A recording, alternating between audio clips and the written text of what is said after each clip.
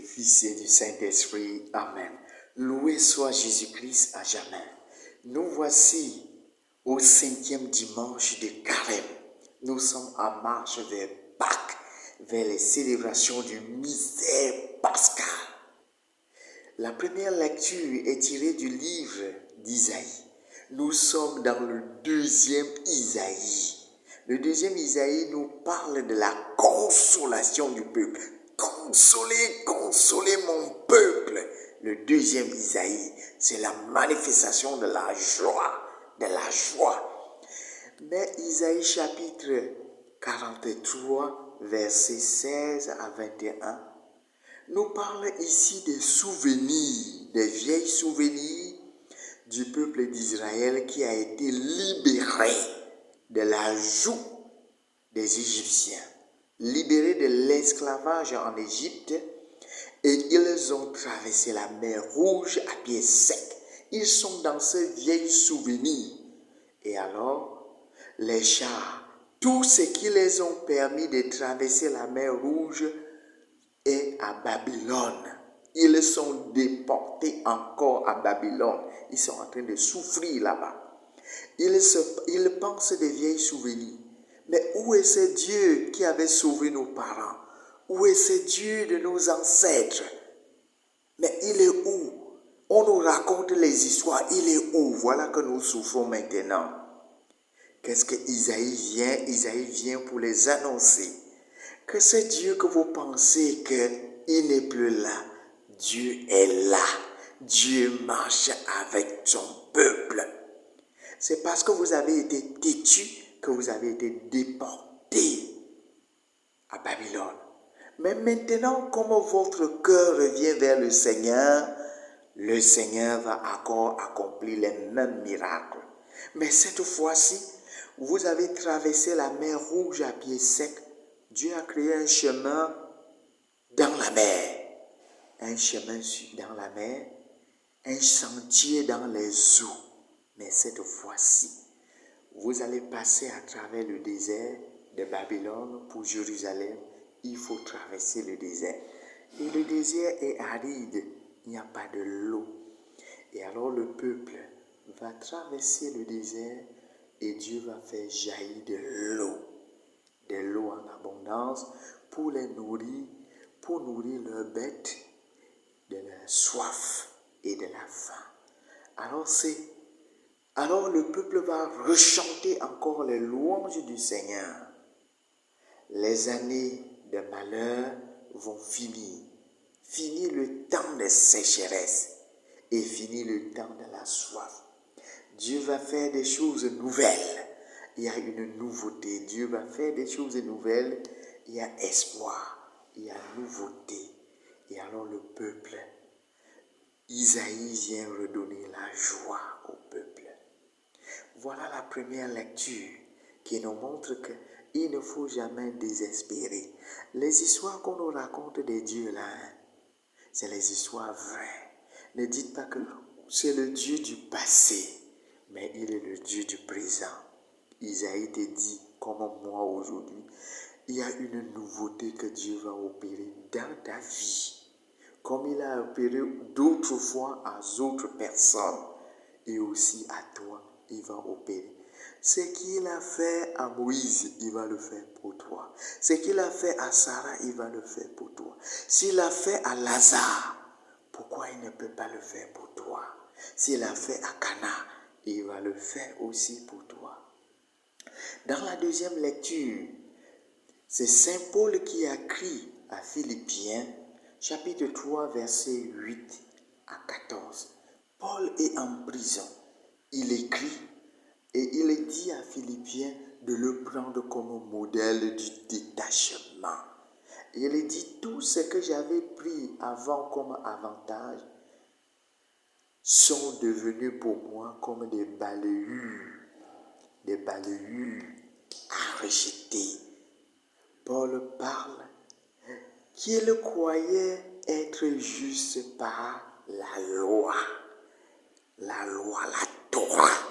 Il pensait être juste par la loi. Mais aujourd'hui, ce n'est pas la loi qui sauve, c'est la foi en Jésus-Christ. Mon frère, ma soeur, ce n'est pas la loi qui sauve, mais c'est la foi en Jésus-Christ. Dans nos communautés, nous avons des lois. Ce n'est pas la loi qui sauve, mais c'est la foi en Jésus-Christ. Tu es là parce que tu crois en Jésus. Ce n'est pas les commandements qui sauvent, mais c'est la foi en Jésus-Christ. Ce n'est pas les règles qui sauvent, mais c'est la foi en Jésus-Christ. Et nous allons le voir dans l'Évangile, comment la loi ne peut pas sauver, mais la foi en Jésus-Christ. Par cette femme adultère qui aura foi en Jésus-Christ, elle sera sauvée. Jean chapitre 8, versets 1 à 11. Jésus a passé toute la nuit à prier sur la montagne. Et le matin venu, il descend de la montagne et part au temple pour continuer encore à prier. La nuit, il prie à la montagne. Mais le matin, il part au temple pour prier encore. Le voilà qui entre au temple. Les pharisiens, les docteurs de la loi, lui présentent qui? Une femme prise en flagrant délit d'adultère. Et on tend le Jésus les pièges. On le tend les pièges, on lui dit, Moïse nous a dit, que dis-tu toi?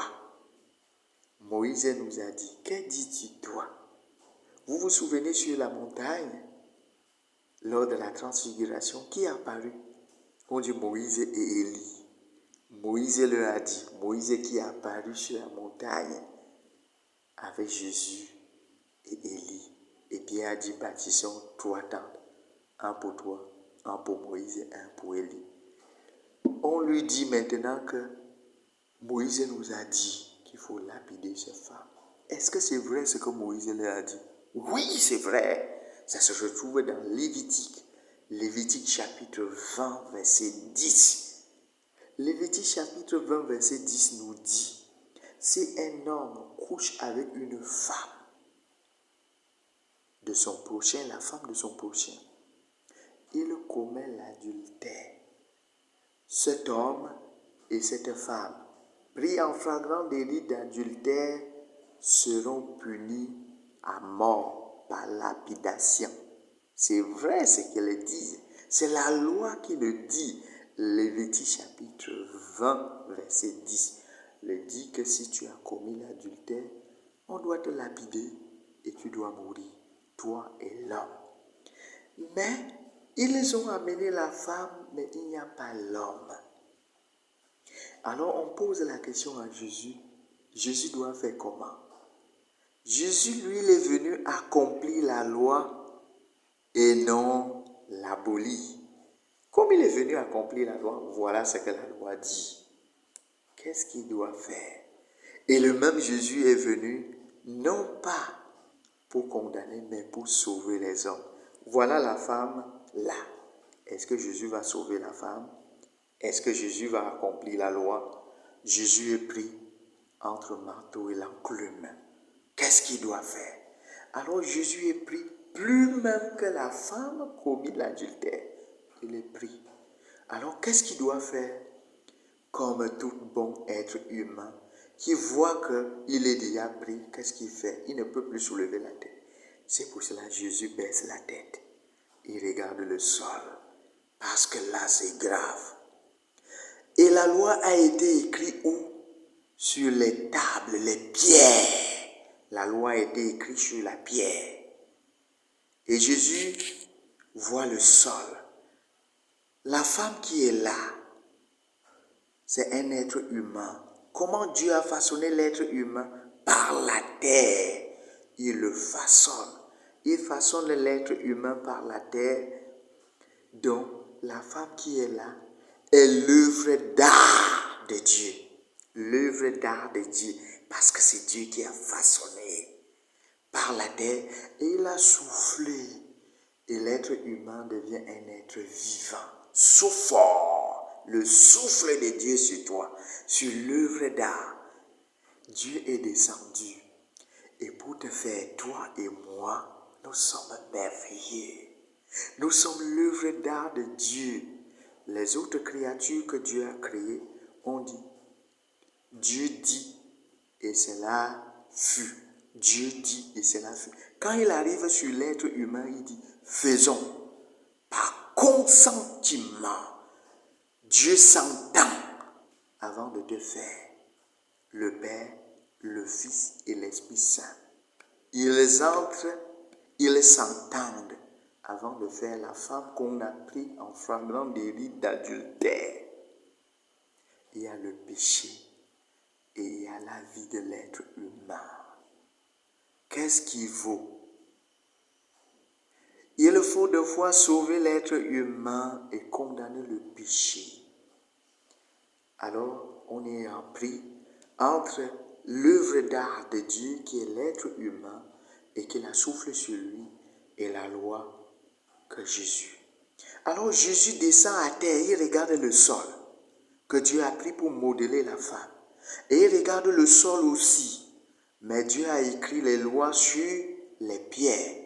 Mais Jésus commence à écrire au sol.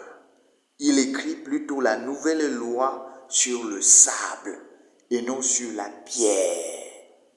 Mon frère, est-ce que tu entends bien ça? Dieu écrit, Jésus écrit, il réécrit la loi. Maintenant, c'est sur le sable, alors que la loi était écrite d'abord sur la pierre. Dure, la loi est dure, mais c'est la loi, parce que c'est écrit sur les pierres. Mais Jésus écrit maintenant sur le sable. Jésus est venu accomplir et non abolir la loi. Jésus est venu sauver et non perdre. Jésus regarde le sol. Et il soulève la tête, il pose la question. Qui parmi vous n'a pas péché, jette la première pierre.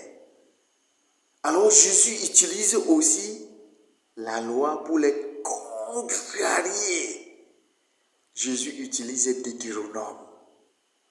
Deutéronome pour les mettre à l'envers. Deutéronome chapitre 17 verset 7 dit que si vous attrapez quelqu'un en flagrant délit d'adultère, il faut que les témoins qui ont vu la scène jettent les premières pierres et les autres vont jeter. Qui a alors vu sa femme? S'ils ont comploté, seulement monté un complot, alors qui doit jeter la première pierre? C'est Deutéronome chapitre 17 verset 7.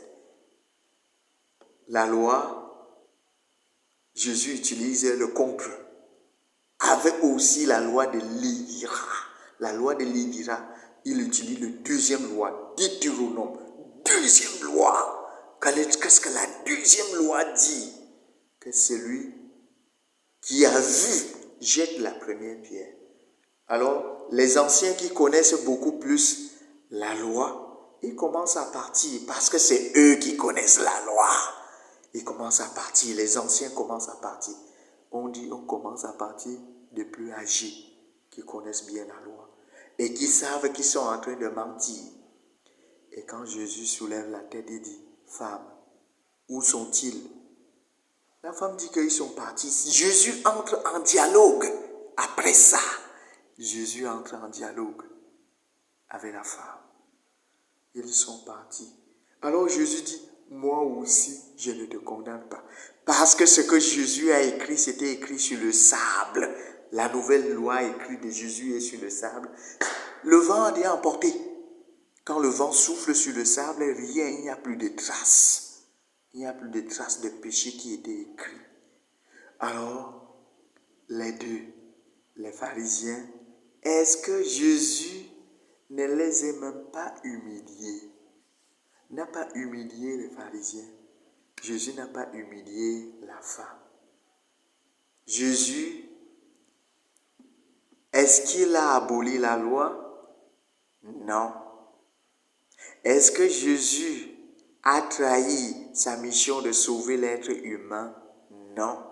Jésus, tous les deux, Jésus a respecté. Toi aussi, mon frère, ma soeur, il faut lire la Bible. Il faut lire la Bible.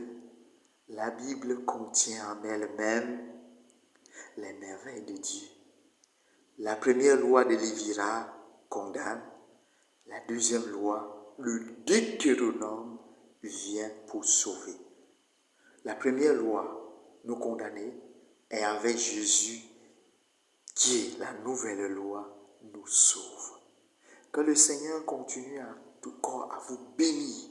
Jésus qui est la vérité et la vie, continue à vous donner la vie. Loué soit Jésus-Christ et bonne marche vers Pâques. Amen.